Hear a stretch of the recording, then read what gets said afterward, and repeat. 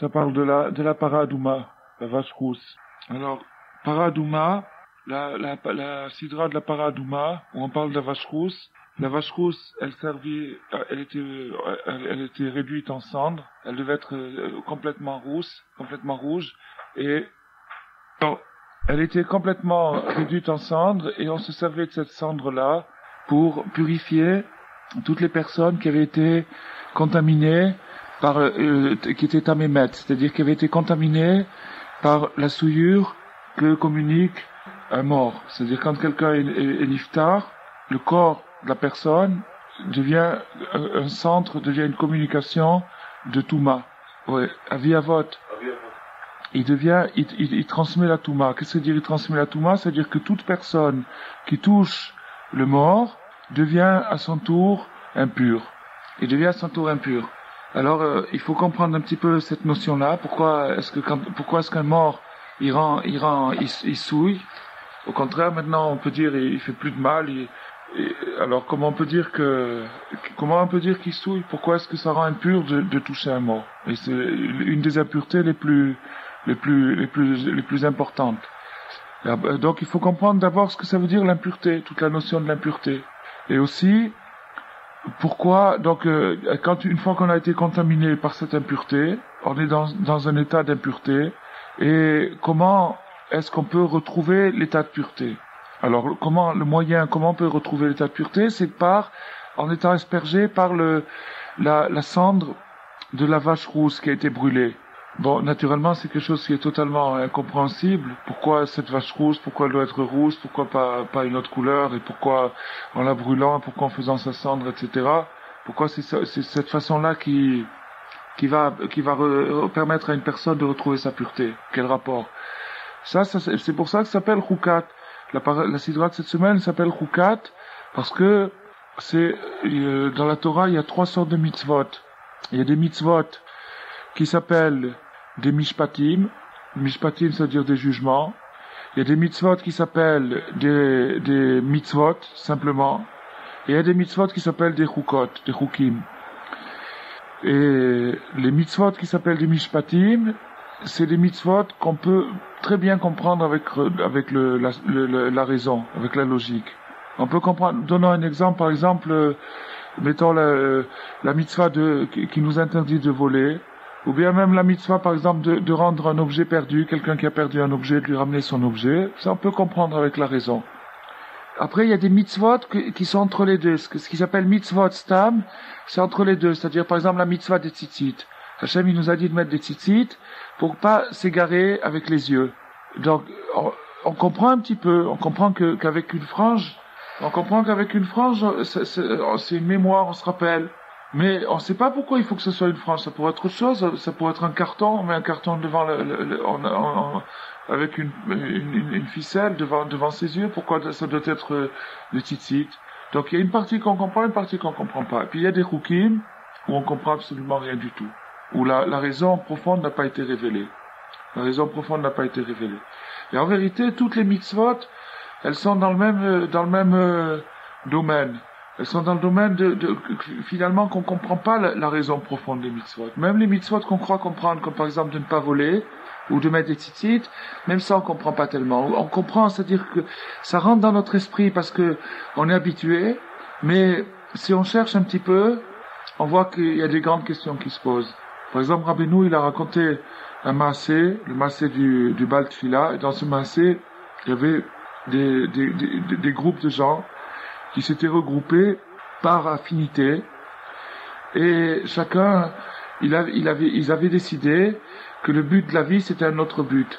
Ils avaient décidé que le but de la vie c'était la gloire, l'autre ils avaient décidé que le but de la vie c'était l'argent, l'autre ils avaient décidé que le but de la vie c'était l'intelligence, etc. Et chacun il avait développé le but de la vie. Et Rabbeinu il dit, il y en avait même qui avaient décidé que le but de la vie c'était de Chas v'Shalom, de détruire des gens, de tuer des gens. Et Rabbeinu, il a dit que il avait commencé à donner les raisons qu'ils avaient chacun de ces groupes. Pourquoi ils ont choisi ce but-là. Et Rabbeinu, il a dit, je préfère pas vous dire toutes les raisons qu'ils avaient parce que ça risque de vous attirer. Donc ça veut dire quoi? Ça veut dire que même si on essaye de dire que voler c'est logique, de pas voler c'est logique, Chas v'shalom, il peut venir des gens et qui trouvent une logique à voler.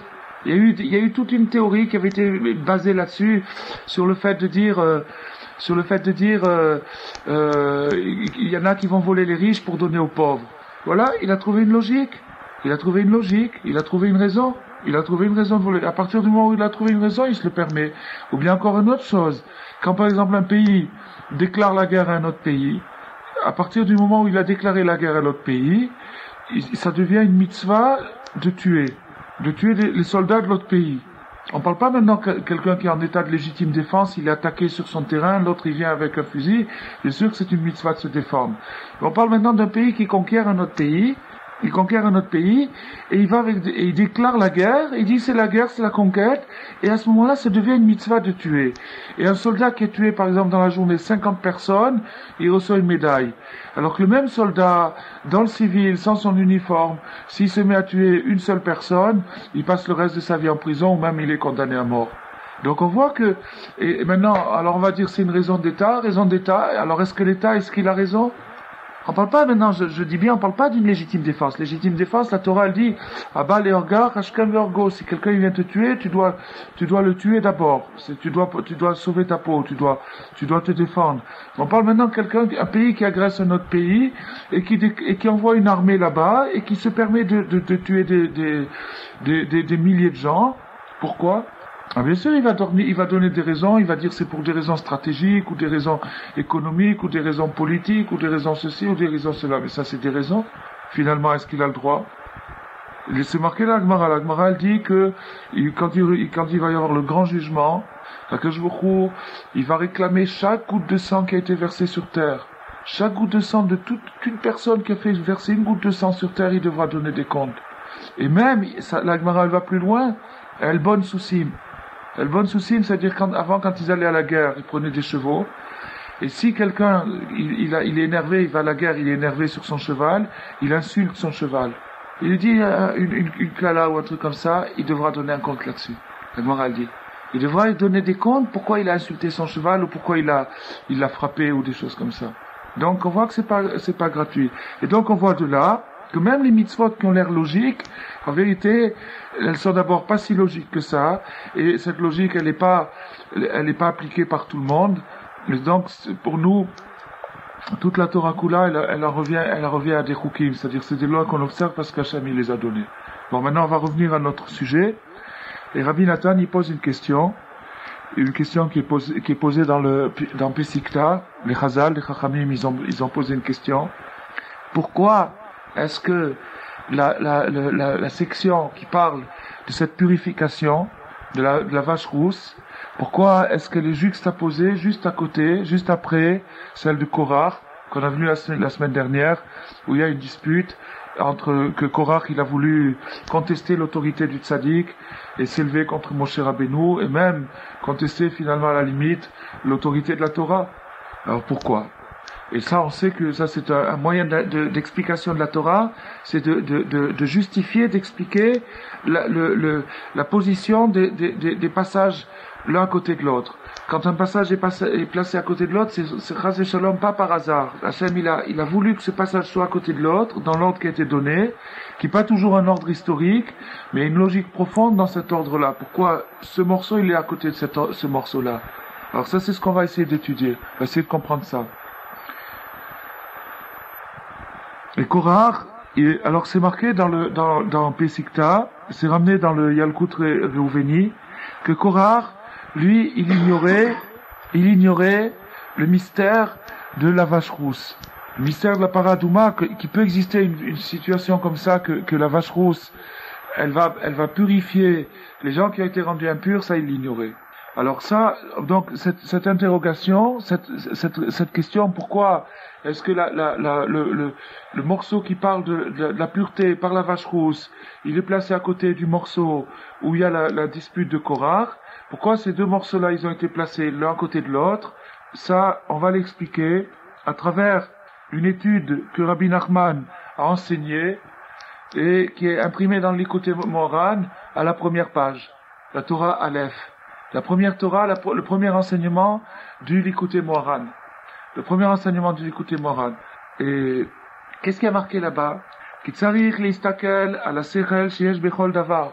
Rabbeinu il dit là-bas que un homme, il doit observer l'esprit qu'il y a en chaque chose. Pour le kasher atzmo el asechel sheyesh bechol davar. Et il doit s'attacher à l'esprit qu'il y a dans chaque chose pour que, et Rabbeinu il continue là-bas, pour que l'esprit qu'il y a dans chaque chose, le rapproche d'Hachem. Voilà, ça c'est la première leçon qu'il a donnée Rabbeinu. Et d'ailleurs, la première leçon qu'il a donnée Rabbeinu, les premiers mots du Likutei Moharan, qu'est-ce que c'est? Da ki al yedei Torah nitkablim kol hatfilot vechol habakashot. Rabbeinu il a fait l'éloge de l'étude de la Torah et Rabbi Nathan, il a placé cette Torah en premier, sûrement avec l'accord de Rabbeinu, c'est-à-dire en première partie, en introduction du Sefer, pour nous faire voir que il y a une opinion qui dit, Chas v'Shalom, que les Chassidim négligent l'étude de la Torah. Il y a des gens qui disent comme ça, et en vérité, quand on parle comme ça, ça veut dire qu'on connaît pas vraiment le fond des choses, parce que Rabbeinu, il a placé tellement haut l'étude de la Torah, que la première Torah du Likutei Moharan, le premier enseignement de Likutei Moharan, il parle de l'étude de la Torah. Et il nous démontre là-bas que le seul moyen d'arriver à dominer les mauvaises forces qu'il y a en nous, c'est par l'étude de la Torah avec courage, avec force. Marqué là-bas comme ça. Ça a été placé en premier pour nous faire voir que l'étude de la Torah, c'est primordial. L'étude de la Torah, c'est primordial. Donc, un homme, il doit s'attacher au sechel, il doit s'attacher à l'esprit qu'il y a dans chaque chose. Ou bien nous, c'est brina, c'est tsarir les kasher achitzoniut et la plimiut. Et Rabbi Nathan, il a expliqué qu'est-ce que ça veut dire chercher l'esprit qu'il y a dans chaque chose. Alors, il y a des gens qui disent, tu n'as qu'à voir le billet de 200 francs. Si tu prends un billet de 200 francs, tu vas voir, il y a marqué là-bas, il y a un petit blason là-bas, un peu blasé. Et dans ce blason, il y a marqué l'esprit des lois. L'esprit des lois. Qu'est-ce que ça veut dire l'esprit des lois? C'est-à-dire qu'une loi, c'est un texte. Par exemple, on ne doit pas traverser la rue à tel endroit. C'est la loi. Ou bien on ne doit pas passer au feu rouge. D'accord? Ça c'est une loi. L'esprit des lois, qu'est-ce que c'est l'esprit? Ça veut dire que l'esprit des lois, ça veut dire dans quel esprit cette loi elle a été faite. Pourquoi est-ce qu'on a fait cette loi? Tu comprends? Pourquoi est-ce qu'on a fait cette loi? Alors, la raison, par exemple, le feu rouge, on a fait cette loi tout simplement pour pas que les gens se tamponnent dans un croisement. Quand il y a un croisement de route, pour pas que les gens se tamponnent. C'est pour ça qu'on a fait cette loi. Alors, maintenant, quelqu'un, il va venir le soir, à minuit ou à 1h du matin. Il va venir, et il va dire, bon, il y a personne, personne à droite, personne à gauche, pas de policier, je vais griller le feu rouge. Parce que l'esprit de la loi, c'est de qu'on se tamponne pas, mais maintenant, avec qui je vais me tamponner? Il y a que du vent, il y a personne, il y a pas d'autres automobilistes. Et celui-là, Chas v'Shalom, c'est lui qui raisonne comme ça, il risque fort de se tamponner au prochain feu rouge, ou bien à la prochaine intersection. Parce que, il faut qu'il applique la loi dans la lettre. Il faut qu'il applique la loi à la lettre. C'est-à-dire qu'il doit s'arrêter au feu rouge, point final, il doit s'arrêter au feu rouge. Il ne doit pas commencer à discuter là-dessus. Malheureusement, il y a beaucoup de gens qui font la même chose avec la Torah. Ils disent, bon, telle loi, par exemple, ils disent pour le Shabbat, l'esprit du Shabbat, c'est quoi? L'esprit du Shabbat, c'est de se reposer. Bon, alors moi, je vais me reposer, je vais en tendant le jardin, ou en faisant la pelouse, ou des choses comme ça me repose comme ça. Alors, il fait comme ça, parce qu'il dit, je veux l'esprit du Shabbat, c'est le repos, donc je veux l'esprit, mais le corps, il m'intéresse pas tellement. Alors, qu'est-ce qui se passe? C'est qu'à la fin, il a ni l'esprit, ni le corps. Ni l'esprit, ni le corps. C'est comme si quelqu'un, par exemple, sa mère, elle lui dit, pourquoi tu m'écris pas plus souvent? Il dit, oh, le sens de l'amour filial, c'est qu'on pense à sa mère. C'est pas la peine que ça, écrire, c'est des détails. Pas du tout. Si tu écris pas, c'est fini, il y a plus d'amour filial, il y a plus rien du tout. La mère, pendant ce temps qu'elle se morfonde dans son coin, elle attend une lettre de son fils, et il lui écrit pas. Donc, il y a pas, donc, ce qu'il faut, c'est qu'il y ait le corps avec l'esprit. Il faut attacher, bon, maintenant, Le corps avec l'esprit. Alors maintenant, de nouveau, il y a toujours deux tendances dans la vie. Ou bien une tendance à droite ou une tendance à gauche. Ou bien il y a des gens qui disent, on va chercher l'esprit et ils délaissent le corps. C'est-à-dire, ils disent, oh, on va pas s'attarder à des petits détails. On va chercher plutôt l'esprit de la loi. Cela, en général, au bout, il n'y a ni l'esprit ni le corps. Ou alors, il y a des gens qui restent d'Afka sur le corps. C'est-à-dire qu'ils s'attachent à la forme, mais qu'à la forme. Seulement à la forme. C'est-à-dire, par exemple, ils disent, non, ne cherchons pas à comprendre pourquoi Hachem il a donné le Shabbat, ne cherchons pas à comprendre pourquoi Hachem il a donné les tzitzit, ne cherchons pas à comprendre ces choses-là, faisons-les simplement sans chercher à comprendre. Il y a un danger là-dedans. Il y a un danger là-dedans. Le danger, c'est quoi? C'est que si on ne cherche pas l'esprit, le corps reste tout seul et il va s'asphyxier, il ne va plus rien rester. Alors ça, c'est l'essentiel, ce qu'on est en train d'étudier aujourd'hui, c'est la porte d'entrée pour entrer dans la Torah. C'est la porte d'entrée pour entrer dans la Torah. C'est-à-dire que de quel côté on doit se situer? Est-ce qu'on doit plutôt chercher vers l'esprit ou plutôt chercher vers la forme, la manière? Rabbi Nathan, il dit que en vérité, c'est les deux. Et c'est toujours la bonne réponse. En vérité, c'est les deux. C'est-à-dire que, en vérité, il faut attacher l'extérieur avec l'intérieur. Il faut attacher l'extérieur avec l'intérieur, c'est-à-dire qu'il faut les deux. Attacher l'extérieur avec l'intérieur, c'est-à-dire qu'il faut les deux.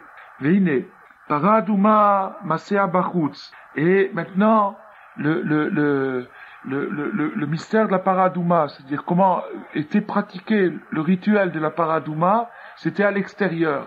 Contrairement à tous les autres rituels qui étaient faits à l'intérieur du Mishkan, ça c'était fait à l'extérieur et du Beth Amikdash. Et donc, elle purifie, elle arrive à nettoyer une personne qui a été contaminée, qui a été rendue impure par un mort. Pourquoi? Qu'est-ce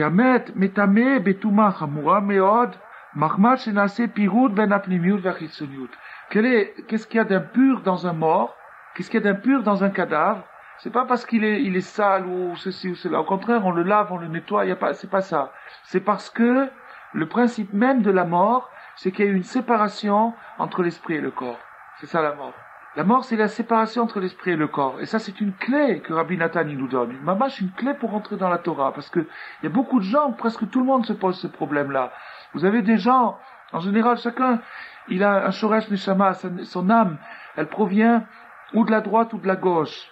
Ceux dont l'âme, elle provient de la droite, du sens du chesed, de la générosité, ils ont tendance à dire, laissons le corps, laissons la forme de côté, attachons-nous à l'esprit, et malheureusement, ils perdent les deux après.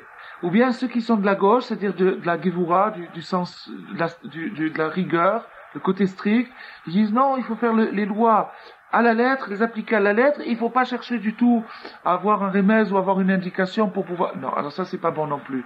La réponse, c'est quoi? C'est la lettre et l'esprit ensemble. Pas l'esprit des lois seulement. La lettre et l'esprit ensemble. Attachés. Et quand la lettre est attachée à l'esprit, alors là, il y a la vie. Ça, c'est le mystère de la vie, c'est la lettre et l'esprit. Le corps et l'âme. Le corps, c'est la lettre, et l'âme, c'est l'esprit. Et dès qu'il y a une séparation entre le corps, et c'est pour ça, pourquoi Rabbi Nathan, il a mis 50 ans pour écrire l'écouté à la rote. Pourquoi pendant 50 ans, il y avait l'écouté Moharan? Pourquoi il nous a pas laissé juste l'écouté Moharan? Pourquoi il a fait 50 ans de travail pour écrire ce sefer-là, l'écouté à la rote? Parce que tout le l'écouté à la rote, c'est un travail entre la lettre et l'esprit. Entre la lettre, c'est le din, la halakha, ça s'appelle l'écouter à la rote, et l'esprit, c'est-à-dire le sens de la halakha. Et pas que Rabbi Nathan, il a dit, je vais vous révéler des sodotes, et à partir de maintenant, il suffit de penser au mystère des tzitzit, et ça est, chas de shalom. Mais pas non plus l'autre chose de dire, mets tes tzitzit et cherche pas à comprendre. Pas ça non plus. Les deux, la lettre et l'esprit. C'est-à-dire, maintenant, je vais te révéler une profondeur, une dimension que tu n'avais pas vue dans les tzitzit, ou que tu n'avais pas vue dans les tefillin, ou dans le Shabbat, ou dans Tarat Mishpacha, ou dans ces choses-là. Je vais te révéler cette profondeur, et cette révélation, cette étude-là, qui fait Rabbi Nathan, elle permet à lier plus profondément, plus solidement, le corps avec l'esprit, et donc automatiquement, la Torah, elle s'en trouve fortifiée. Et toute Torah qui n'est pas faite de corps et d'esprit, elle est malade ou chas de shalom morte. selon le cas. Et donc maintenant, si la Torah, elle a dit que le mort, un cadavre, il est impur, et non seulement il est impur, mais il contamine l'impureté à toute personne qui le touche, c'est parce qu'il y a dans cette chose-là, dans ce principe-là, une leçon à prendre et à projeter sur les autres choses, et à extrapoler sur les autres sujets de la vie. C'est que chaque fois qu'il y a une séparation entre le corps et l'esprit, il y a la mort. Et chaque fois qu'il y a la mort, il y a l'impureté. Qu'est-ce que ça veut dire l'impureté? Qu'est-ce que ça veut dire l'impureté? Qu'est-ce que ça veut dire impur? Qu'est-ce que ça veut dire impur? Ça veut dire sale. Par exemple, quand on se lave les mains. Pourquoi on fait une étienne? Pourquoi ça veut dire l'impureté? Les mains sont impures. Qu'est-ce que ça veut dire? Avec de l'eau, on va les... Qu'est-ce que ça veut dire? L'impureté, ça veut dire la rupture de contact. L'âme d'un homme, elle est en contact avec Hachem. Elle est alimentée par Hachem. Et le corps d'un homme, il est alimenté par son âme. C'est-à-dire que l'âme, elle sert d'intermédiaire entre Hachem et le corps, et l'âme, elle alimente le corps. Bon. Si l'âme, elle est liée à Hachem, et le corps est lié à l'âme, alors la personne devient ce qui s'appelle un tzaddik, c'est-à-dire une personne lumineuse, une personne qui rayonne. Mais si, Chas v'Shalom, il y a une rupture à un niveau, ça s'appelle un état d'impureté. Quand il y a une rupture à un niveau, ça s'appelle un état d'impureté. Et maintenant, il y a des impuretés qui sont contagieuses. De la même façon, prenons par exemple un exemple très très facile à comprendre. Quand il y a un cours, une étude, quelqu'un qui fait une étude, on étudie. La Gemara, elle dit, les tzanut achad docha me'at ochachot. Quand on fait une étude, et qu'on trouve dans l'étude quelque chose qui nous inspire et qui nous aide, et à la fin du cours, il y a quelqu'un qui fait une petite blague, pas méchante, il fait une petite blague un peu cynique, mais pas forcément méchante, mais un peu cynique. Avec ça, il a complètement tué le cours. Pourquoi il a tué le cours? Parce qu'il a fait une rupture, il a coupé entre l'esprit et le corps. Le corps, c'est les mots qui ont été dits, et l'esprit, c'est le rouard. L'esprit qui est passé dans le cours et qui est rentré dans les gens qui l'ont écouté. Et à cause de cette petite blague, il a coupé, et automatiquement les gens se retrouvent à peu près dans le même état qu'ils étaient avant le cours. C'est-à-dire, ils sont repartis à zéro. Donc il y a des choses, il y a des toumotes, des souillures, des impuretés qui sont contagieuses. Bon, alors, chez eux, Ikar Amita, et donc ça c'est le principe de la mort. Le principe de la mort, c'est que il y a un être vivant. Qu'est-ce qu'on appelle la vie? Finalement, la vie, c'est quand l'âme est attachée au corps, c'est ce qu'on appelle un être vivant. Et en vérité, l'âme, elle est vivante avant la vie, elle est vivante après la vie, elle est toujours vivante, l'âme, elle meurt jamais. Mais ce qu'on appelle ici, dans ce monde-là, la vie, c'est quand l'âme, elle est attachée à un corps. Et donc, quand il y a le contraire, quand l'âme, elle est détachée du corps, à ce moment-là, ça s'appelle la mort. Et à ce moment-là, à partir du moment où l'âme quitte le corps, alors il y a une emprise de l'obscurité, une emprise de chitzonim, c'est-à-dire des forces de l'obscurité, qui a une emprise sur le corps. La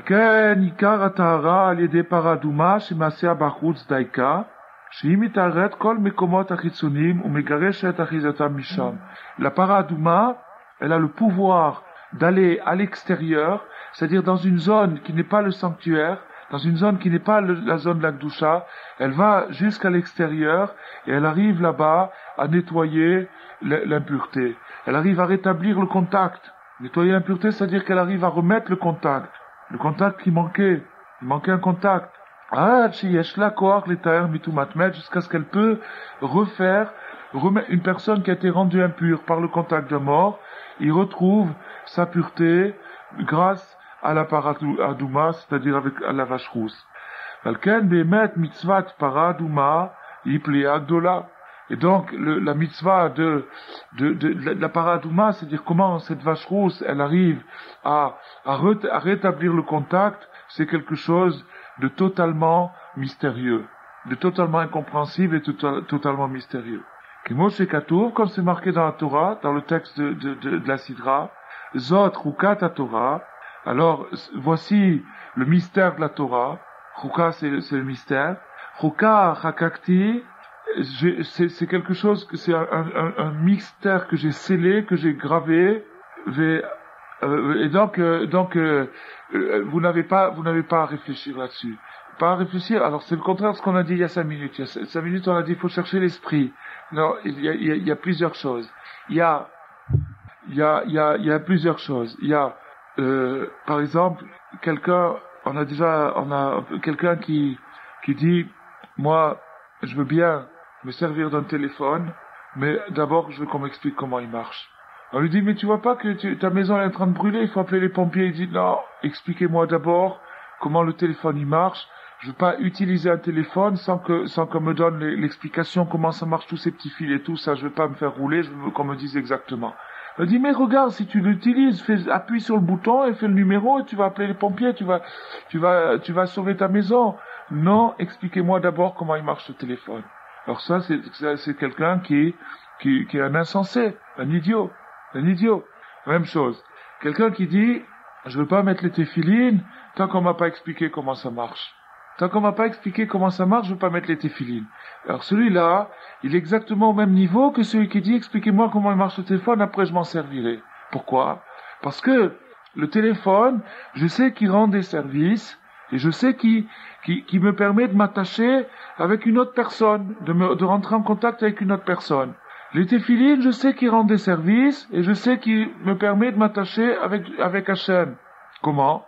Je prends toutes les personnes qui mettent les téphilines, et je leur dis, est-ce que tu sautes un jour, mais pas les téphilines? Il dit, chas v'shalom. Mais pour lui, il peut pas supporter l'idée de pas mettre ses téphilines un jour. Et s'il se rend compte à la dernière minute, vers la tombée de la nuit, qu'il a pas mis ses téphilines, vite, il va être courageux, il va bondir de son lit, il va aller mettre les téphilines. Parce que, une fois qu'il a goûté, il sent qu'il y a une liaison profonde qui se fait entre lui et quelque chose qui est au-dessus de lui, c'est-à-dire Hachem, et il sent que ça se fait. Comment? Il sait pas. Est-ce qu'il peut expliquer le téléphone?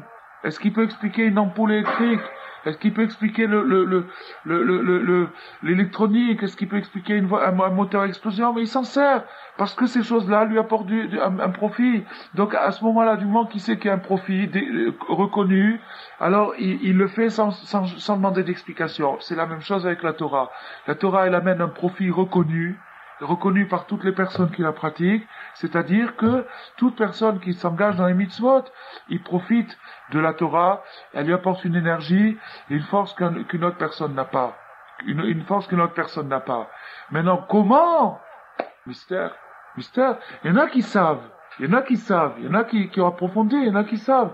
Mais, pour la majorité des gens, c'est un mystère. Alors maintenant, la question, elle se repose encore une fois. Et si c'est comme ça, alors pourquoi tous ces approfondissements? Pourquoi on étudie l'Ikutei Halachot? L'Ikutei Halachot, c'est justement pour approfondir le mitzvot.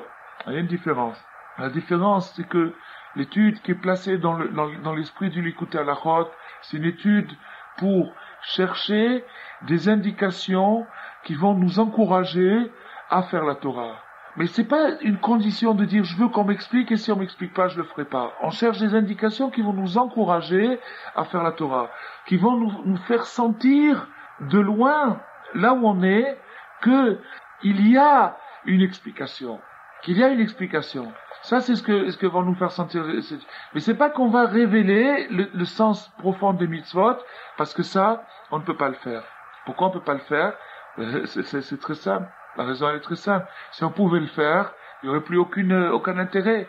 Chacun le ferait, tout le monde le ferait. La raison pourquoi Hachem il a caché le sens des mitzvot, c'est pour que on ait un mérite à les appliquer. Mais en attendant, quelqu'un qui les applique, même il connaît pas le sens de la chose, mais il sent le bienfait de la chose. Il sent. Alors, Ve'alea Neymar, Amarti Echakma Ve'ir Echoka Mimeni, Shlomo Ameler, qui était le plus sage des hommes, c'était l'homme le plus intelligent qui est arrivé au degré de sagesse la plus élevée. Il a dit, à propos il a compris tout le reste, sauf cette mitzvah, il n'a pas compris. Il n'a pas compris comment une vache rousse, elle pouvait, en brûlant la vache rousse, en faisant de la cendre, en allant à l'extérieur du sanctuaire et en aspergeant les gens, comment on arrivait à rétablir le contact, qu'est-ce qu'il y avait qui rétablissait le contact. Car, en vérité, ce thème dont on parle maintenant, c'est-à-dire d'attacher l'extérieur avec l'intérieur, c'est-à-dire d'observer le sechel, qu'il y a le sechel, le vrai sechel, la vraie raison, la vraie explication qu'il y a dans chaque chose, et de se rapprocher d'Hachem avec toutes les choses qui nous entourent, ça, ze ha'inyan ou gavoa venelam meod mivnei adam. C'est quelque chose qui nous dépasse. C'est quelque chose qui nous dépasse. C'est-à-dire le fait de rechercher la raison, pourquoi Dieu a créé chaque chose. Et donc, maintenant, on est, pendant toute la journée, on est confronté avec des choses. On rencontre des choses, on rencontre des objets, et on connaît pas leur sens. Et à cause du fait qu'on connaît pas le sens des objets, des choses, des situations aussi, à cause de ça, on est loin d'Hachem. C'est à cause de ça. Et la première ligne du Shulchan Aruch, la première remarque sur le Shulchan Aruch, c'est-à-dire après la première ligne, il est marqué Shiviti Hachem Lenegdi Tamid. Je vois Hachem constamment devant moi. Comment je peux voir Hachem constamment devant moi? Hachem, il se révèle pas. Hachem, il se révèle pas. Il a dit, je me révélerai pas à un homme tant qu'il est vivant. Donc comment on peut voir Hachem constamment? Comment on peut se représenter Hachem constamment? C'est dans la mesure où on comprend ce qui nous entoure. Si on comprend ce qui nous entoure, alors, automatiquement, on se rapproche d'Hachem par ces choses-là. Alors, cette chose-là, qui consiste à observer ce qui nous entoure, à regarder ce qu'on a autour de nous, et à chercher le sens de la chose. Et le sens de la chose, c'est-à-dire la raison pourquoi Hachem l'a créé. La raison pourquoi il a créé des arbres, la raison pourquoi il a créé des maisons, des montagnes, toutes ces choses-là, pourquoi elles existent. Il y a une raison. Pourquoi on habite dans des maisons, pourquoi on n'habite pas dans des arbres. Pourquoi les arbres, ils portent des fruits, pourquoi c'est pas les cailloux qui portent des fruits. Il y a une raison à toutes les choses. Tout a été créé avec un ordre parfait et une raison. Donc maintenant, cette raison-là, si j'arrive à la comprendre, si j'arrive à comprendre la raison des choses, alors automatiquement, j'arrive à comprendre le sens, la pensée qu'il a eu Hachem quand il a créé cette chose-là. Et en comprenant la pensée, le sens qu'il a eu Hachem quand il a créé cette chose-là, automatiquement, je suis attaché avec Hachem. Donc je suis attaché avec Hachem à travers toutes les choses qui m'entourent. Toutes les choses, n'importe quoi, les gens, les objets, les situations et tout. À condition de les comprendre.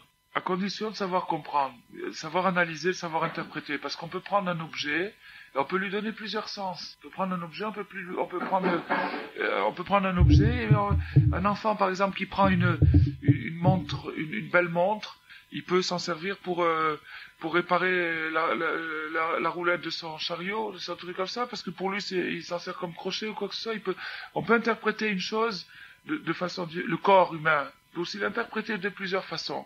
Donc, quand on parle ici de chercher la raison des choses et de chercher l'explication des choses, on parle de l'explication ultime, c'est-à-dire de la vraie explication. La raison ultime, pourquoi la chose a été créée par celui qui l'a créée, c'est-à-dire par Hachem, et non pas à quoi elle pourrait servir, entre autres choses. Tu comprends? Donc, cette chose-là, d'arriver à trouver la raison exacte et précise des choses, pourquoi elles ont été créées, et donc la seule raison, c'est celui qui les a créés, comme par exemple si quelqu'un, mettons un tableau, quelqu'un il voit un tableau, 100 personnes qui vont voir un tableau, 100 personnes vont donner une explication différente. Mais l'explication ultime, c'est qui? C'est celui qui appelle le tableau. Celui qui appelle le tableau, c'est lui qui a l'explication ultime. Donc maintenant, la vraie explication, c'est l'explication de celui qui a fait la chose. La même chose avec les objets et toutes les choses que Dieu a créées. La vraie interprétation, c'est l'interprétation qui est conforme à l'idée qu'avait Hachem quand il a fait cette chose-là. Mais cette analyse, pour arriver à ça, c'est quelque chose de dur et qui n'est possible que par la Torah. Pourquoi?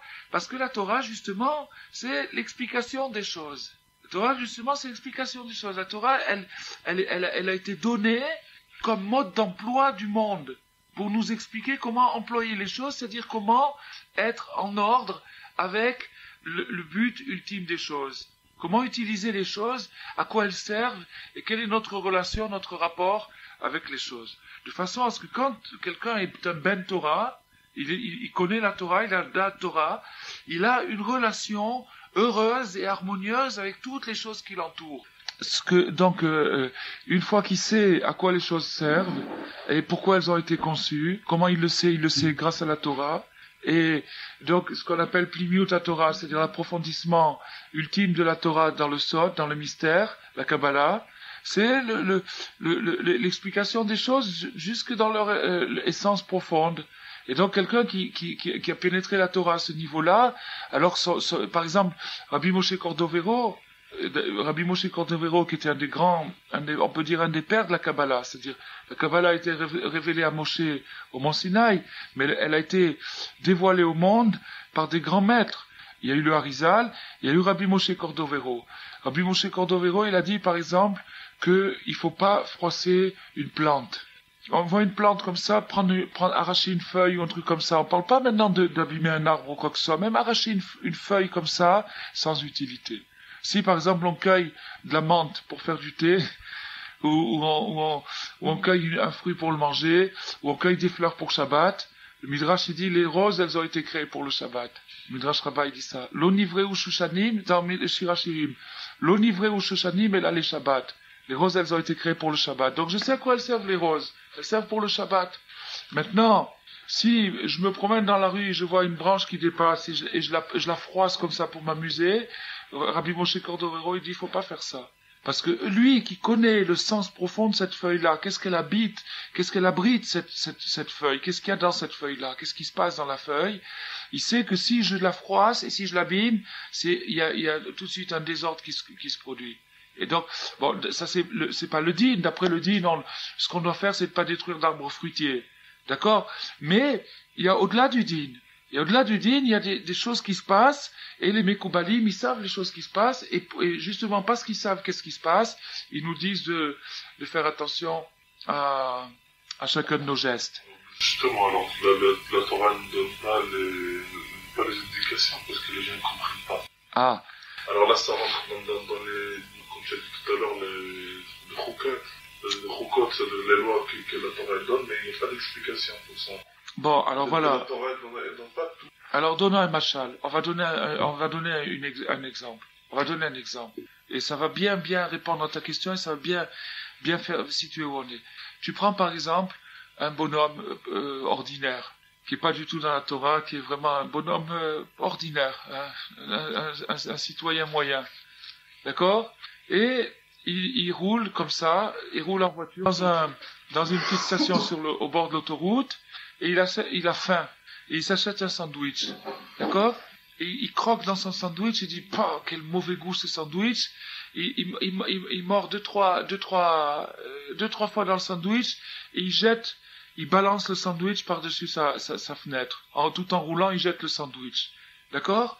Bon. Eh ben, quelqu'un qui est un petit peu dans la Torah, sans être un chacham ou un tzaddik ou un mikoubal, rien du tout, juste il est un petit peu dans la Torah, juste il a fait un petit peu Netilat Yadayim, il a fait un petit peu les halachot de ceci, les halachot de cela, il est un petit peu dans la Torah, il peut absolument pas faire un geste comme ça, il peut pas avoir une relation avec le pain, et il n'a pas compris pourtant, c'est une rouka pour lui, pourquoi on fait Netilat Yadayim, c'est un mystère, mais le fait d'être dans la Torah et le fait de faire les choses fait sentir l'importance des choses. Et donc quelqu'un, par exemple, quelqu'un qui est un ben Torah, un juif simple, un fidèle moyen, il peut pas prendre un bout de pain et le jeter par terre, c'est pas possible. Mais Shumofen, il peut pas le faire. Il peut pas. Comme quelqu'un qui est normal. Maintenant, prenons encore, même quelqu'un qui est pas la Torah, quelqu'un qui est normal, qui a un esprit normal, il reçoit une lettre de sa mère, il peut pas essuyer ses chaussures avec la lettre de sa mère. Est-ce qu'il peut prendre la lettre de sa mère et essuyer ses chaussures? Pourtant, il n'y a rien d'interdit, il n'y a rien de mal, il n'y a rien de méchant. Mais il y a des choses qui ne peuvent pas se faire. Donc la Torah, elle nous fait passer un sens de la valeur des choses.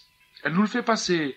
Pas qu'elle nous l'explique exactement, mais elle nous le fait passer. Et ceux qui pénètrent plus profondément dans la Torah et qui vont jusqu'au sod, jusqu'au mystère de la Torah, alors ceux-là, vraiment, ils peuvent encore moins faire d'erreurs que les autres. On m'a parlé d'un cas d'un monsieur qui était âgé, il était sur son lit de mort, il était en train de mourir, et avant de mourir, il a demandé pardon à sa chaise, à son lit, à son armoire, à toutes ces choses-là. Parce qu'elles vivent, ces choses-là. Il y a un rapport avec les objets. La Gemara, elle dit que tous les objets d'un homme témoigneront sur lui. Tout ce qu'il a fait, les objets, ils enregistrent les vibrations, ils enregistrent les choses. Et donc, lui, cet homme-là, il a demandé pardon à ces objets avant de mourir. Il leur a demandé pardon. Et c'est pas Chas v'Shalom qu'il avait perdu l'esprit, au contraire. C'est qu'il a eu un flash de vérité qui se révèle dans ces moments-là, et il a compris qu'il y a un rapport entre l'homme et les objets. Seulement pour trouver ce rapport-là, il n'y a qu'avec la Torah. La Torah, justement, c'est le guide qui nous indique tout le rapport idéal de l'homme avec le monde, avec les choses. Et donc, quand il a le rapport idéal, automatiquement, il a un rapport avec Hachem. Puisque les choses sont un intermédiaire entre l'homme et Hachem. Et grâce à la Torah, alors maintenant, qu'est-ce qui nous empêche finalement, mais pourquoi? Mais finalement, le sens des choses, il est dans les choses. Le sens, l'âme des choses, elle est dans les choses. Alors, qu'est-ce qui nous empêche de le voir? Qu'est-ce qui nous empêche de voir le sens des choses? Pourquoi on le voit pas? Pourquoi est-ce qu'on a besoin de la Torah pour voir les choses? La raison, c'est comme ça. C'est que maintenant, comme on l'a dit tout à l'heure, une chose, elle peut s'expliquer de façon différente. Par exemple, on parlait d'un tableau tout à l'heure. Il y a une histoire connue. Il y avait une fois il y avait un peintre qui crevait la faim. Il n'avait pas de quoi manger. Alors il a vendu pour 5 francs un tableau. Un grand peintre qui après il est devenu célèbre. Alors son voisin il lui a acheté pour 5 francs et avec ce tableau il a bouché sa fenêtre. Il avait un carreau de cassé. Il a pris le tableau du maître et il a mis le tableau pour boucher le carreau de la fenêtre. Donc on peut prendre un tableau et l'interpréter comme un panneau pour boucher une fenêtre. Mais c'est loin d'être la chose. Et la nourriture c'est pareil. On peut prendre la nourriture et se dire c'est pour boucher l'estomac, pour remplir l'estomac. Mais c'est aussi c'est au même niveau que celui qui bouche la fenêtre avec un tableau. Effectivement, un tableau il bouche la fenêtre, mais il a un autre sens beaucoup plus élevé. La même chose, la nourriture, c'est vrai qu'elle cale l'estomac, elle bouche l'estomac, mais elle a un sens beaucoup plus élevé. Elle peut permettre à l'homme de se rapprocher d'Hachem. Il y a des messages dans la nourriture. Donc si quelqu'un il sait alors maintenant comment se fait-il qu'on interprète de travers, ou bien qu'on fait une interprétation très très primaire au premier degré, parce que l'interprétation primaire, elle est plus intéressante. Elle est plus intéressante, c'est-à-dire elle nous arrange mieux dans un degré immédiat. Dans l'interprétation primaire, on a un profit immédiat, profit primaire. On a un profit tout de suite, c'est-à-dire que si je m'imagine que la nourriture elle est faite pour boucher l'estomac, tout de suite je prends la nourriture, je bouche l'estomac. Si je commence à penser que la nourriture elle est faite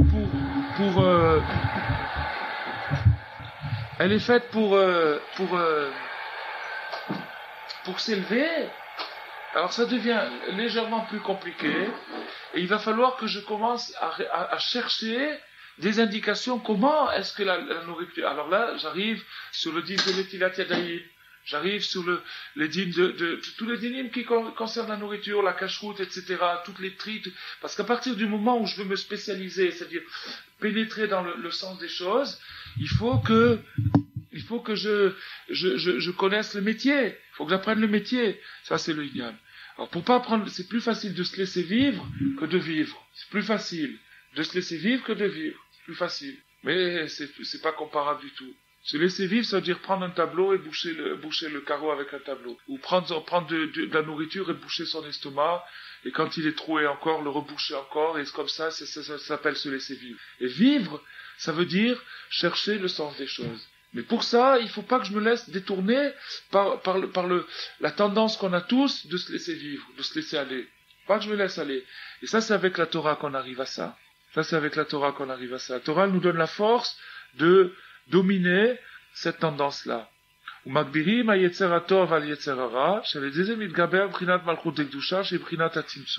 donc on arrive par ça, à donner plus de force à la raison qui est en nous qu'à la passion qui est en nous. Donc il y a la raison et la passion en nous. Et si avec la raison pure en nous, sans passion, alors finalement, tout le sens des choses autour de nous, il se détacherait. On le verrait. Si on laissait seulement la raison, si la passion, elle faussait pas notre jugement. Elle venait pas fausser notre jugement. La passion, ça peut être la gourmandise, ça peut être la paresse, ça peut être la colère, ça peut être l'orgueil, ça peut être toutes ces passions-là. Et ça fausse notre jugement. Et alors maintenant, la Torah, elle éduque notre raison et elle la fortifie contre notre passion. Et grâce à ça, et maintenant, la Torah, elle éduque notre raison parce que la Torah, elle fixe des limites Et ce qui nous empêche, justement, de pénétrer, de chercher le sens des choses, c'est parce qu'on n'a pas de limite, c'est parce qu'on veut profiter des choses tout de suite, et sans mesure, on rentre dans un supermarché, on veut remplir le chariot, et encore un autre chariot, et encore un autre truc, et consommer, consommer, consommer. Et à cause de ce manque de limite, on sait même plus qu'est-ce qu'on consomme, on sait même plus qu'est-ce qu'on mange, on sait même plus ce qui nous passe dans la tête. Les idées aussi, c'est pareil. וכל אחד כפי מה ששיבר תאוות ליבו, כמוכן זוכה לזה השכל. Et chaque personne, dans la mesure où elle arrive à dominer sa passion, elle arrive à briser son impulsion, ce qui l'attire spontanément vers les choses d'une manière primaire et bestiale, par la Torah. Par la Torah. Alors voilà, j'ai très bonne question. Rabbi Nachman, il dit, dans la première page de l'écouter à Moran, il dit, c'est pas n'importe quelle Torah. C'est pas n'importe quelle Torah qui permet de briser la passion du cœur. C'est Torah, al-yedei Torah, shadam osek bekoar. La Torah de force. Qu'est-ce que ça veut dire la Torah de force? Il y a marqué dans Avot de Rabbi Nathan, Avot de Rabbi Nathan Abavli. Il a écrit un Pirkei Avot, un deuxième Pirkei Avot, et dans le Avot de Rabbi Nathan, il y a marqué comme ça, que 1 heure d'étude de Torah, quand la personne a pas envie d'étudier la Torah, il a envie de dormir, ou il a envie de se promener, ou de se reposer, ou de discuter, mais il se force, ça vaut 100 heures d'étude quand il a envie. 100 heures, c'est au centuple décuplé au centuple. Donc ça s'appelle Torah Bekoar. C'est-à-dire toute Torah qui est faite à partir du moment où je commence à plus avoir envie. C'est-à-dire, finalement, la Torah, elle se centuple, elle se multiplie au centuple à partir du moment où je vais fermer le Sefer. À partir du moment où je vais fermer le Sefer et que je le rouvre, et je reste encore 5 minutes, ces 5 minutes, ça fait 500 minutes. 500 minutes.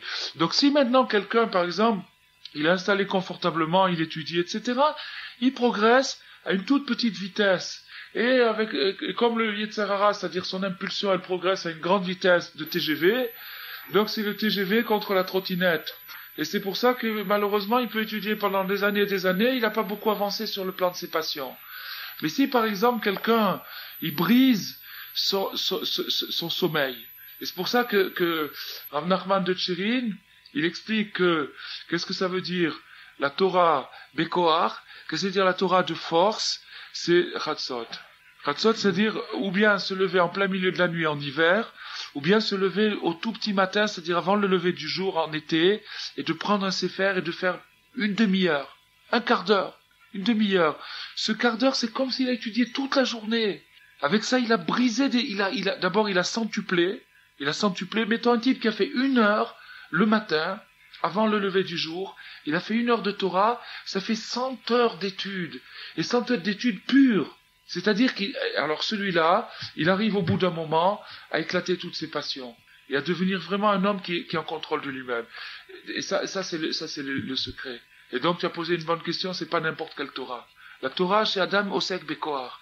Là, quand l'homme, il commence à plus avoir envie, et c'est pour ça que Rabbeinu dit dans Sefer Hamidot, ce qu'un jeune homme, il fait en une journée, il faut à un adulte des années pour faire la même chose.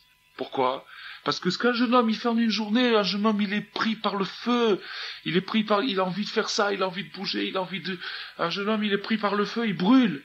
Et s'il se domine, il se force, il peut accomplir en une journée de jeunesse ce qu'il faut des années pour un adulte. Un adulte, il est déjà fatigué. Même s'il voit une tava à 2 mètres, il se lèvera pas pour aller la chercher. Quelque chose qui l'attire, il se lèvera pas pour aller le chercher. Parce qu'il est déjà fatigué. Il a déjà fait le tour du problème, comme on dit. Alors qu'un jeune, il n'a pas encore fait le tour du problème. Il est encore saoulé par sa jeunesse, par son sang. Et s'il se domine, il arrive. Et c'est pour ça que la plupart des gens, ils arrivent dans la mesure des efforts qu'ils ont fait dans leur jeune âge. Le peu qu'ils ont fait dans leur jeune âge, c'est ça qui les tient toute leur vie. C'est ça qui les tient toute leur vie. Et dans la vie, il y a d'autres, par exemple, on dit que la matinée, c'est la jeunesse de la journée. La matinée, c'est la jeunesse de la journée. L'après-midi, c'est l'âge adulte, et le soir, c'est la vieillesse. Chaque jour, il y a aussi une petite vie. Chaque jour, c'est une petite vie, en miniature. La matinée, c'est la jeunesse, et l'après-midi, c'est l'âge adulte, et la soirée, c'est l'âge vieux. Donc maintenant, un petit peu d'étude de la Torah le matin, c'est beaucoup plus que l'après-midi. Parce que le matin, justement, on a envie de manger le monde, on a envie de prendre son petit déjeuner et d'aller au travail et de faire et de bouger, etc. Et si je me force, après la tefila, je fais un petit quart d'heure ou une demi-heure, et ça vaut plus que si je fais toute l'après-midi ou le soir, une fois que je suis bien fatigué, que j'ai plus mon esprit à moi, que j'essaie de faire un petit morceau. Chaque fois que c'est bécoar, chaque fois qu'il y a une espèce de violence qui est faite sur soi-même, c'est-à-dire que maintenant j'ai plus envie, eh ben tant pis, je vais me forcer, je vais quand même le faire. Alors là, il y a des choses merveilleuses qui passent. On a fini à 3 heures. Oui. Bon, alors, la première heure, ça va très bien. Mais la dernière heure, là, ça va arrêter l'étude. Alors j'ai raté un peu. Oui. Un quart d'heure, une demi-heure avant la fin, et après un quart d'heure, ça éclate. À 5 minutes avant la fin, déjà, il commence à se préparer. Ouais. Justement, si on reste jusqu'à la fin, ouais. Quand on met des gabers sur tout ça, ouais. on reste jusqu'à la fin de sa race. Mais bien sûr. C'est les dernières 5 minutes. C'est la dernière heure, la dernière 5 minutes, et c'est là où tu gagnes tout. Et le sahar, ça veut dire quoi? Ça veut dire, c'est toi qui le gagne, le sahar. C'est-à-dire que cette étude que tu fais, elle va t'aider beaucoup plus que tout ce que tu as fait avant. Et ça, c'est le Inyan. Alors, maintenant. Pourquoi il est tout? Parce que Hachem, il a fait le monde où il faut payer les choses. Il a fait un monde où il faut payer les choses. Donc maintenant, c'est le prix. Le prix, c'est sûr que ça brûle. Quand on a envie de foutre le camp, de fermer le livre et d'aller, de sauter dans la cour de récréation, c'est sûr que ça brûle. Mais ce feu qui brûle là, c'est le prix de la lumière. La lumière, elle se paye. Donc, quand c'est pas cher, ou presque gratuit, le résultat est moins fort. Les Foum Tsahara Agra. Le Pirkei Avot, il termine par ces mots-là. Les Foum Tsahara Agra. Selon la peine, la récompense. La récompense, ça veut dire quoi? Ça veut dire la lumière que tu trouves dans la Torah qui t'aide à résoudre tes problèmes. Donc chacun, dans la mesure où il a brisé l'impulsion de son cœur, dans cette mesure-là, il a réussi à détacher le sens et l'explication qu'il y a dans les choses autour de lui. Et maintenant, il tombe, chas shalom, dans un autre extrême, et donc ça rejoint ce qu'on avait dit au début, c'est que maintenant, il rentre dans le monde justement de la lumière, le monde merveilleux de l'explication, etc. Et alors à ce moment-là, il commence à avoir une passion pour la lumière. Au lieu d'avoir une passion pour la matière, ce qui est le cas de 999% des gens, 999 pour 1000 des gens, et qui ont une passion pour la matière, parce qu'ils veulent pas se fatiguer, ils veulent manger tout de suite, remplir l'estomac. Mais non, justement, si la voit, c'est sûr qu'on la voit la lumière. Si je te dis quelle est la différence entre une pêche et un caillou, tu préfères une pêche qu'un caillou. Donc tu vois bien la lumière. La pêche, elle émane une lumière, elle émane un tam, elle émane une odeur, elle émane, etc. Mais c'est une lumière qui est immédiate. Maintenant, il y a autre chose. Bon, donc maintenant, quelqu'un qui a dépassé le premier stade, c'est-à-dire que maintenant, il a dépassé le stade de la matière, et il cherche la lumière pure. Une fois qu'il rentre dans le monde de la lumière pure, il se rend compte que c'est merveilleux et que c'est fabuleux, et à ce moment-là, il veut que ça. Il veut que ça, et il y a un danger. Un grand danger. צריך להיזהר שיהיה לו צמצום בשכלו, שלא יהרוס הגבול להסתכל במה שאין לו רשות. De pas dépasser son niveau.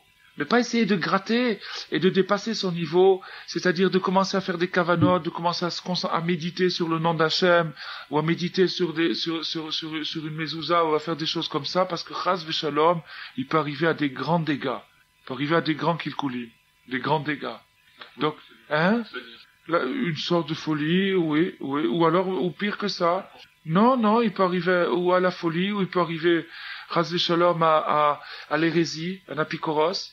Il peut dérailler de la Torah, parce que s'il cherche des concepts qui dépassent sa préparation, il peut, chas v'shalom, arriver à de la pikorsout. Et donc, c'est ça le tzimtzum. Le tzimtzum, c'est la lettre et l'esprit. La lettre et l'esprit. C'est pour ça qu'Hachem a mis la lumière dans des corps. Et comment arriver à faire le frein? On va voir. Arrêter cette envie cette passion. On va voir. מכל שכן מי שמשוקד העין בתאוות שצריך בוודאי לצמצם שכלו שלא יהרוס לידי יותר מהראוי לו. À plus forte raison, ça maintenant on parle de quelqu'un qui est déjà un maître, c'est-à-dire qu'il a déjà dominé ses passions. Il sait déjà se refuser un verre de vin ou une chose qui l'attire ou un fruit ou quelque chose comme ça. Il sait déjà se refuser cette chose-là et on dit lui aussi fais attention parce que ne brûle pas plus que ton degré. C'est très dangereux. Ne t'amuse pas à grimper un degré au-dessus de ta taille. Alors à plus forte raison, si déjà on dit ça à un maître, à plus forte raison à quelqu'un qui est encore dans ses passions. Il est encore dans ses passions, il veut en même temps profiter de ce monde et profiter de l'autre monde. Ça, c'est un déséquilibre. C'est pour ça que tout se résume, en fait, dans l'aïmouna. C'est-à-dire, la foi simple. L'acceptation simple. L'acceptation pure, la confiance. Shehi kla la Torah. Comme il est écrit que la Torah, la Emouna, c'est-à-dire l'acceptation simple des choses, c'est l'ensemble de la Torah. Comme il est écrit, Kol mitzvotecha Emouna. Tous tes commandements sont basés sur la confiance. C'est une question de confiance. Et c'est-à-dire que maintenant, nous, on ne sait pas qu'est-ce qu'il y a dans les choses. On voudrait bien le savoir. On ne sait pas qu'est-ce qu'il y a dans les choses. Alors, comment faire? Conduis-toi en chaque chose comme la Torah te l'indique, comme le Shulchan Aruch te l'indique. Le Shulchan Aruch, il sait l'esprit qu'il y a dans chaque chose. Il sait ce qu'il y a dans chaque chose. Et les indications qu'il te donne, c'est en fonction de l'esprit qu'il y a dans chaque chose. Tu comprends? Par exemple, mettons un exemple. Le Shabbat, on ne doit pas jouer de la musique. Pourquoi on ne doit pas jouer de la musique? Ça serait merveilleux si on pouvait faire un petit orchestre Shabbat, ça serait, pour faire des zmirot, ça serait très très joli. Pourquoi on ne doit pas faire Shabbat de la musique? La raison, les Chachamim, ils ont dit parce que si jamais il y a l'instrument qui se casse, comme je suis dans le morceau de musique, je vais vouloir réparer mon instrument. D'accord? Alors il faut savoir une chose, que quand les Chachamim, ils ont donné une raison, il y a 7 raisons, mais cette raison en général, c'est comme un iceberg. Un iceberg, il y a un petit morceau qui dépasse et un grand morceau en dessous. Cette raison, en vérité, elle cache une raison beaucoup plus profonde. Elle cache une raison beaucoup plus profonde. Et on peut, d'après ce qu'on comprend ici, on peut comprendre que si les Chachamim ne nous ont pas permis de faire de la musique le Shabbat, c'est parce que si on faisait de la musique le Shabbat, on dépasserait une certaine limite. On arriverait dans une extase, dans un bonheur, mais trop fort. On arrivera à quelque chose de trop fort. Et quand on arrive à quelque chose de trop fort, alors à ce moment-là, on casse tous les instruments, et à ce moment-là, on en vient à les réparer, et ça devient un dégât. Après ce moment-là, on transgresse la Torah complètement. Quand on arrive à une extase trop forte, on casse les vases. On brise les vases. Donc il faut pas. Et donc toutes les mesures qu'ils ont données les Chachamim, parce que les Chachamim, ils savent quel est le rapport idéal avec les choses. Voilà,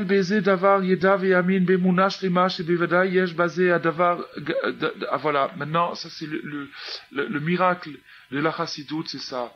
C'est que si vous voyez bien, qu'est-ce qu'on a étudié aujourd'hui, on a parlé d'un côté de l'esprit, et on a parlé du corps, et on se rend compte que maintenant, il y a des gens qui sont intéressés que par l'esprit, ils foncent vers l'esprit, quand ils foncent vers l'esprit, ils grillent avec cet esprit, parce que quand il n'y a pas de corps, l'esprit ne reste pas sur terre. Ou bien, il y a des gens qui sont dans le corps de la chose, et dans le physique, dans l'aspect matériel, mais eux, ils étouffent, il n'y a pas d'âme, l'âme s'en va, et ça devient seulement bestial, et il y a une ligne entre les deux. La même chose. Il y a une attitude de savoir comment prendre la Torah, avec une acceptation pure et simple. C'est-à-dire de se dire, j'accepte les choses mais je sais qu'il y a une sagesse profonde dedans. C'est-à-dire, je nie pas la sagesse profonde et j'aimerais bien un jour arriver à comprendre cette sagesse-là, mais en attendant, j'accepte qu'il y ait cette sagesse-là et je vais doucement, à mon niveau à moi, sans brûler les étapes. Alors quand quelqu'un y va dans ce chemin-là, il est hors de danger. Il est hors de danger. Si aujourd'hui, aujourd'hui, il y a des centaines et des milliers de mariages mixtes, c'est beaucoup d'assimilation, c'est parce que malheureusement, on n'a pas expliqué les mitzvot.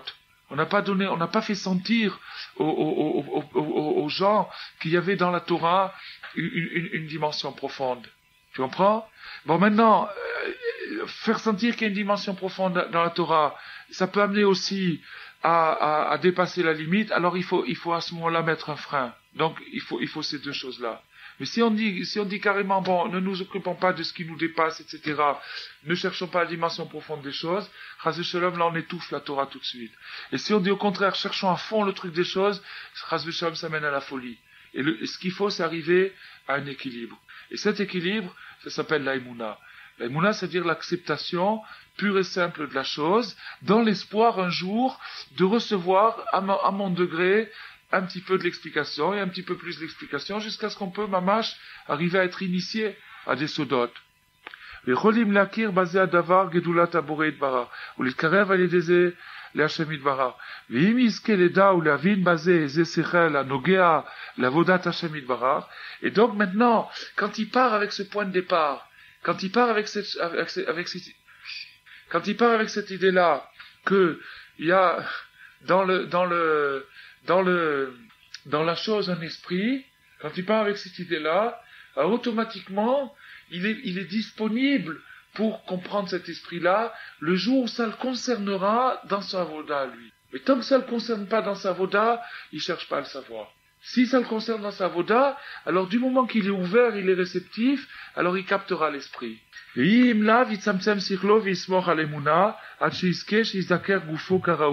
Et sinon, alors qu'est-ce qu'il va faire? Il va limiter son esprit et il va attendre que son corps soit assez pur pour pouvoir capter cette idée-là. Et toutes les iridotes, elles viennent de ça. Elles viennent ou bien que le type, il veut comprendre trop vite, alors il veut comprendre trop vite, il brûle, et après il a une irida, chas v'shalom, il peut plus se relever, ou bien il veut bichlal pas se casser la tête de comprendre parce que soi-disant il fait de la nava, il dit, bon, c'est pas pour moi, c'est des trucs trop profonds et tout. Et toutes les iridotes, elles viennent de ça. אז יזכה להבין כראוי לו, אבל על כל פנים אפילו כל זמן שאינו מבין היטב השכל שיש בכל דבר, ומאמין באמונה באמת, שבאמת יש בו חוכמה ושכל גדול. Donc maintenant, ce qu'il nous dit Rabbi Nathan, c'est que tant que tu n'arrives pas à comprendre qu'il y a un sechel, au moins sois mamine qu'il y a un sechel. Au moins sois mamine, ne dis pas c'est rien, c'est un bout de fer, c'est un bout de plastique, ne dis pas ça. Au moins sois mamine. Ki kulam bechokma sita, parce que tout a été créé par chokma. Pas seulement ça a été créé par Chokhmah, mais ça a été créé avec une intention de servir de lien entre l'homme et Hachem. Ça a été créé dans cette intention. C'est